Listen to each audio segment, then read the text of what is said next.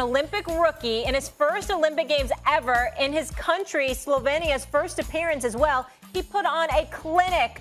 48 points, tied for the second highest total in men's basketball history in the games, to lead Slovenia to a 118-100 victory over Argentina. He put up 31 in the first half alone. Argentina's head coach, Sergio Hernandez, has seen enough to declare this, quote, "For me, I said this 2 years ago. He's the best player in the world, including the NBA. And if there was any doubt in my mind, there is no doubt anymore. He is the best player in the world." All right. Speaking of incredible international players, Freddie, I'll start with you on this one. Would you rather build a team around Luka or Giannis? I'm going to build around Giannis, and that's no disrespect to Luka Doncic, who I believe is only going to get better. But you can say the same thing about Giannis Antetokounmpo, and not just because he won an NBA championship, but look how he was able to do it. Not just building up his team and having Drew Holiday and Chris Middleton and Brook Lopez, also Bobby Portis Jr. stepping up their games. But look what he's able to do in the finals. Just seemed like each and every game, whatever you took away from him, he had an answer for the problem when it comes to the Phoenix Suns. When you're making free throws like he did in Game 6 and making one three-point shot, people are losing their minds. I just look at a guy like Giannis, and it's not to say that guys don't want to play with Luka, but because he's less temperamental than Luka. Luka has a lot of diva inside of him, and he's already run off one coach in Dallas. You have to wonder how much of an effect that's going to have on the Dallas Mavericks going forward. You look at Giannis, he's not running off anybody. Guys are saying, you know what, playing in Milwaukee may not be a bad idea if that guy is going to be there. That kind of organizational structure is going to be there based on Giannis. So as great as Luka is, I'd rather build a team around Giannis because you don't have to worry about your superstar having that kind of diva that Luka has that could really separate a team, and that's something to be afraid of. Hey, Freddie, if Luka's a diva, I want diva, right? Luka, he has pizzazz. He has flash. And trust me, I'm a huge Giannis fan. We all saw what Giannis did. But Luka, and they were both first-team All-NBA the last 2 years. So really, it's either or. But Luka just has this flash to him, this pizzazz. He put up 48 just yesterday. This dude just has a special kind of player where you bring everybody around the world to come and watch Luka play. Not to say you're not going to win championships with Giannis. I know you will. But Luka just has that fan factor as well. If I'm building a team, yes, I want to win championships, but I also want to sell tickets. And I think Luka's going to sell more tickets than Giannis just because the flash and the fun that he has while he's playing the game. See, I disagree with that because Giannis has flash as well. And also, by the way, at least Giannis has won a playoff series. Luka hasn't done that yet. And Giannis was able to take the Milwaukee Bucks from really the ground up and build them into what turned out to be a championship basketball team. But to say that Giannis doesn't have any flash, did you not see the plays he made in the NBA Finals at both ends of the floor?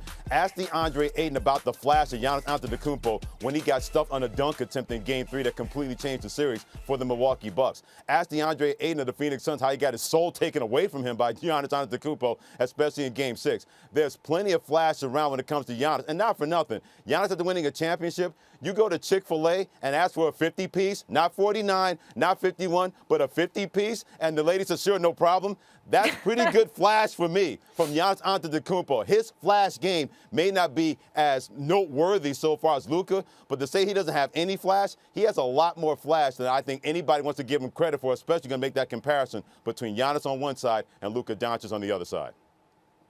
Luka's 22. Luka's 22, and I understand Giannis is young as well, right? 26, 27. Luka's 22, so to say he hasn't led his team yet, he's only had 2 years, right? Give this man some time, and he's already putting up amazing numbers. And so Giannis is phenomenal, right? Like, trust me, I'm Nigerian, right? So I respect and love Giannis more than probably anybody else out here. But Luka, when I'm building a team, I just like what he does on the court, off the court, in the community, and I know Giannis does it as well. Like I said, you can pick either one and you're going to win either way. But when if I'm trying to sell tickets, I'm as well, because I think about building a team, selling tickets, running a team, I'm picking Luka. I hear you on that one, but remember this, with Luka, here's the one thing I'm concerned about when it comes to what you say about the flash and having the game and having the personality. There's no doubt about that. But those technical fouls, at a certain point, you can go from being a guy that people like to saying, okay, Luka, why are you complaining all the time? Why it seems like you're trying to get underneath people's skin? And I think he's going to learn that with maturity. I don't think there's any doubt about that. But at 22 years of age, he still has a long way to go to grow up. I don't think there's any doubt about that. Freddie. But I look at a guy like Giannis, building around him where he can do so many different things, a Swiss Army knife. I'll take that guy right now over Luka Doncic despite the age. All right, Freddie, sorry to jump you there, but I have a question for you, and I need a yes or no answer because we have to go. Would you still feel this way if Giannis didn't win the chip this year? Because I'm not trying to take anything away from it, but there was a lot of major injuries and a lot of big superstars that he didn't have to deal with, Lakers, Nets, etc. I can go on and on.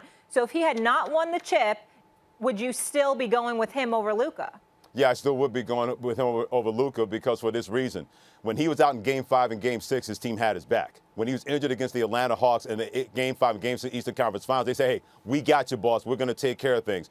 You are a great player and a great person when your team does not just take a step back when you're not going to be there. The fact they were able to raise their game and get them to the NBA Finals, and then he said, I got you guys. I got one leg out here. I'm going to be peg leg Bates, but I'm going to lead the way. I still feel the same way if they had not won a championship because guys are gravitating towards a Giannis. And guys will gravitate towards Luka. But right now, even if they did not win a championship, guys wanted to play with Luka. Drew Holiday wanted to be traded to Milwaukee because he wanted to play with Giannis because he was not going to pass up on that opportunity. Yeah, Freddie, you make a good point. You're talking about leadership, right? Level 4 and level 5 leadership, right? Level 4 leadership is when you lead your team and you're the dominant player, but then you leave and everybody falls off. You're talking about this new level of leadership, level 5 leadership, where even when you're gone, you've done so much to affect your team that everyone else around you plays better. And we saw that with Giannis. But I'm still picking Luka. I don't think he's a diva. I don't think he's a distraction. I think he's got that Steph Curry kind of flash, the fun, where people from all around the world will come to watch him play. Thanks for watching ESPN on YouTube. For live streaming, sports, and premium content, subscribe to ESPN+.